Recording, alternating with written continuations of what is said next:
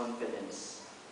Aduna siya ay salig sa iyahang kaugalingon. If a child lives with fairness, he learns justice. Kung ang usa ka bata nabuhi diha sa kaangayan,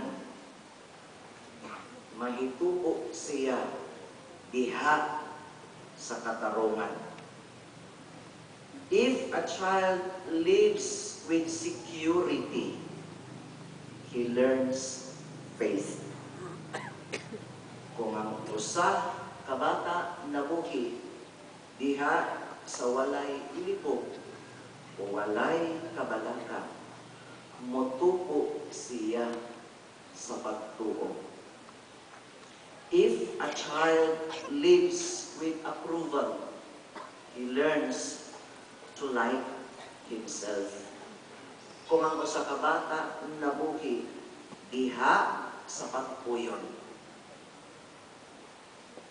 motubo siya na iyahang higugmaon ang iyahang kaugalingon.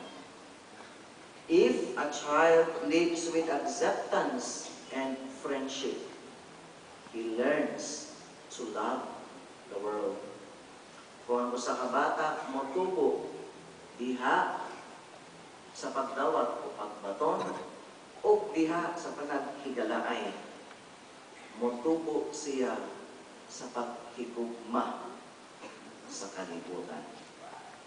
Kitang tanan nga nanimba karong buntaga, unsa may atong kinabuhi ngadtong bata pa kita.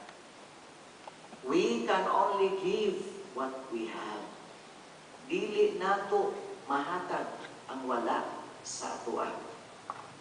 Mao na mga igsoon ng mga higala nga importante kaayo ang papel sa atong mga ginikanan sa atoan kinabuhi. Sa mga ginikanan nga naminaw karon, hinaon unta na inyong nadunggan ang akong gisulti ug dili lang maminaw kundi ato kini dat-on sa atong pamilya. Unya, kung naminaw mo maayo, sa unang pagbasa,